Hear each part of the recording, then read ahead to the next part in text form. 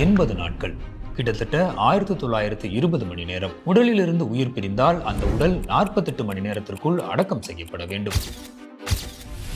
ஆனால் மானாமதுரையைச் சேர்ந்த ஆகாஷ் டெலிசனுக்கு அது தற்போது வரை நிகழவில்லை. 26-year-old Akash Tellison going to torture in custodial death. Manamadurai MLA மற்றும் அதிகாரிகள் பேச்சுவார்த்தை நடத்திய நிலையில் அந்த பேச்சுவார்த்தை எனக்கும் தோல்வியடைந்துள்ளது. அந்த குடும்பத்துல ஒரே பையன் அப்படி ஒரு பையனை இப்படி அடிச்சு கொள்றது எந்த வகை நியாயம்? 26 வயதான அந்த இளைஞரின் உடல் கடந்த 80 நாட்களாக மதுரை அரசு மருத்துவமனையின் பிணவரையிலேயே உறைந்து கிடக்கிறது. மற்றவர்கள் நினைப்பது போல ஆகாஷின் மரணம் வெறும் லாக்அப் மரணம் மட்டுமல்ல. எங்கேயோ கொண்டு போய் கீழே ஒரு கல் வச்சு காலை மேல வச்சு அதுக்கு மேல கல்லை வச்சு குடிச்சிருக்காங்க சார். இது தமிழக காவல்துறையில் ஆண்டாண்டு காலமாக ஊறியிருக்கும் சாதிய மனநிலையின் வெளிப்பாடு என விசிக போன்ற அரசியல் கட்சிகள் குற்றம் சாட்டுகின்றன. காவல்துறை படுகொலை தெரிந்தும் நாம் அமைதி காப்பது மிகுந்த வருத்தம் அளிக்கிறது.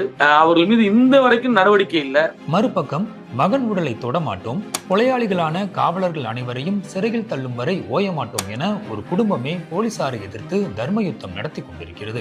உண்மையில் மார்ச் 6ஆம் தேதி ஆகாஷ் டெலிசனுக்கு என்னதான் நடந்தது?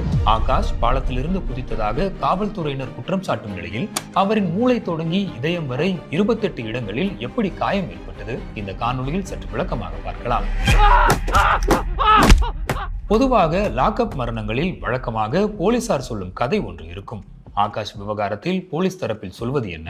ஆயுதங்களால் இருவர் தாக்கப்பட்டதாக மார்ச் 5ஆம் தேதி இரவு மானாமதுரை காவல்துறையினருக்கு புகார் ஒன்று வருகிறது. சிசிடிவி காட்சிகளின் அடிப்படையில் நண்பர்களான கிருஷ்ணராஜபுரத்தைச் சேர்ந்த தலித் இளைஞரான ஆகாஷ் டெலிசன் மற்றும் குணா ஆகிய இருவரை போலீசார் கைது செய்ய முயல்கின்றனர். இதில் ஆகாஷ் போலீசாரிடமிருந்து தப்பிப்பதற்காக பாலத்திலிருந்து கீழே குதித்ததில் பலத்த கால் முறிவு ஏற்படுகிறது. இதைத் தொடர்ந்து ஆகாஷை மதுரை அரசு மருத்துவமனையில் போலீசார் சேர்த்தபோது மார்ச் 8ஆம் தேதி திடீரென மூச்சு திணறல் ஏற்பட்டு சிகிச்சை பலனளிக்காமல் இறந்து போகிறார். ஆனால் கால் முறிவுக்காக சிகிச்சைக்கு சென்றவர் ஏன் உயிரிழக்கிறார்? இங்குதான் சர்ச்சையின் ஆரம்ப புள்ளி எழுகிறது. ஆகாஷின் மரணம் விபத்தோ அல்லது தப்பி ஓடியதால் நடந்த மரணமோ அல்ல. அது திட்டமிடப்பட்ட காவல் படுகொலை என்ற குற்றச்சாட்டை விசிகவினர் மற்றும் ஆகாஷின் பெற்றோர் முன்வைக்கின்றனர். குறிப்பாக கைது செய்யப்பட்ட இருவரில் தலித் சமூகத்தைச் சேர்ந்த ஆகாஷை மட்டும் போலீசார் கடுமையாக தாக்கியதாகவும் அந்த தாக்குதலில் அவர் கால் உடைக்கப்பட்டு உள்காயங்கள் ஏற்பட்டு மரணமடைந்தார் என்பதே குடும்பத்தினரின் தரப்பு வாதமாக உள்ளது. அந்த வகையில் தமிழக காவல்துறையில் சாதி ஆழமாக பரவியிருக்கிறது என்ற விமர்சனத்தை வைக்கிறார் விசிகாவின் மாநில பொறுப்பாளர் த. மாலின். காவல்துறை உளவுத்துறைக்குள்ள சாதி இருக்கு.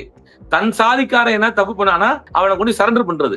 இதே நமக்கு எதிரான ஒரு சமூகத்துல சாதிக்காரன் ஒரு சின்ன சண்டை போட்டிருப்பான், அவனை கொண்டு உட்கார வச்சுக்கிட்டு அவனை அடிச்சு துன்புறுத்தி. ஆகையால் தமிழக முதலமைச்சர் அவர்கள் சாதிய வன்கொடுமை பகுதியாக சிவகங்கை மாவட்டத்தை அறிவிக்க சொல்லியிருக்கான். வன்கொடுமை பகுதியாக இருதரப்பு வாதத்தை தாண்டி இந்த வழக்கின் முக்கிய திருப்பமாக உயிரிழந்த ஆகாஷின் வாக்குமூலம் மாறியது. மருத்துவமனையில் அனுமதிக்கப்பட்டிருந்த போது மானாமதுரை குற்றவியல் நீதித்துறை நடுவர் முன்னிலையில் ஆகாஷ் ஒரு ரகசிய வாக்குமூலம் அளித்தார். அந்த வாக்குமூலம்தான் இந்த வழக்கின் உண்மையை அம்பலப்படுத்தியது. போலீசார் கற்களுக்கு நடுவே தன் காலை ஈரச்சாக்கால் கட்டி வைத்து இரும்பு கம்பியால் எலும்பை உடைத்ததாகவும் பாலத்திலிருந்து விழுந்ததாக கூறுமாறு மிரட்டியதால் அப்படி சொன்னதாகவும் ஆகாஷ் தன் மரண வாக்குமூலத்தில் பதிவு செய்தார். அந்த வகையில் விசாரணைக்கு அழைத்துச் சென்ற ஆகாஷை காவல் நிலையத்தில் ஒப்படைக்காமல் அடித்து கொலை செய்திருக்கிறார்கள் என்கிறார் விசிகாவின் மாநில பொறுப்பாளர் மாலின். மதுரை மருத்துவமனையில் மேஜர் நீதிபதி போய் விசாரிக்கும் போதுதான் ஆகாஷுடைய கால் உடைக்கப்பட்டுள்ளது, எலும்புகள் சிதைக்கப்பட்டுள்ளது. ஊமடின்னு சொல்லுவாங்க, நெஞ்சில மிதிப்பாங்க ஏறி, அது ஊமடி. பூட்ஸ் கால்ல நெஞ்சில மிதிக்கும் போது அது ரத்த கட்டாயி பெறும். ஆகாஷுடைய உடம்பில் ஒரு சொட்டு ரத்தம் இல்லைங்கிறதா நமக்கு தெரிய வருது. கால் எலும்பு முறிவுதான் மரணத்திற்கு காரணம் என்ற போலீஸ் வாதத்தை ஆகாஷ் டெலிசனின் மரண வாக்குமூலம் தவிடுபொடியாக்கியது. அது மட்டுமல்ல, ஆகாஷின் உடலின் வெளிப்புறம் உட்புறம் என மொத்தம் 28 இடங்களில் கடுமையான காயங்கள் இருந்ததும் காலில் ஏற்பட்ட அடியை தாண்டி அவரது மூளையில் பலத்த இரத்த கசிவு ஏற்பட்டிருந்தது. இது லாக்கப்பில் அவரது தலையில் போலீசார் கொடூரமாக தாக்கியிருப்பதை உறுதிப்படுத்தி இருப்பதாக ஆகாஷ் தரப்பினர் குற்றம் சாட்டுகின்றனர். மேலும் பிணவரையில் தனது மகனின் உடலை பார்த்தபோது கால் எலும்பு வெளியே தெரியும் அளவுக்கு காயம் ஏற்பட்டிருந்ததாகவும் பாலத்திலிருந்து குதித்ததால் அது ஏற்படவில்லை எனவும் ஆகாஷின் தந்தையும் தெரிவிக்கிறார்.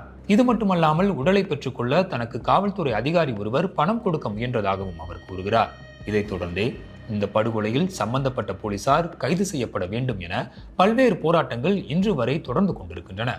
மறுபுறம் நியாயம் கிடைக்கும் வரை ஆகாஷ் உடலை வாங்க மாட்டோம் என 80 நாட்களை கடந்தும் அவரது பெற்றோர் போராடி கொண்டிருக்கின்றனர். போராட்டங்களின் எதிரொலியாக ஆகாஷ் வழக்கு வன்கொடுமை தடுப்பு சட்டத்தில் இணைக்கப்பட்டு தற்போது சிபிசிஐடி வசம் உள்ளது. ஒட்டுமொத்த சிபிசிஐடி விசாரணையையும் 60 நாட்களுக்குள் முடித்து இறுதி அறிக்கையை தாக்கல் செய்ய வேண்டும் என சென்னை உயர்நீதிமன்றத்தின் மதுரை அமர்வு கெடு விதித்திருக்கிறது. ஆகாஷ் வழக்கில் ஆரம்பத்தில் inspector Dileepan, sub inspector Guhan உள்ளிட்ட 6 பேர் மட்டுமே பணி இடைநீக்கம் செய்யப்பட்டனர்.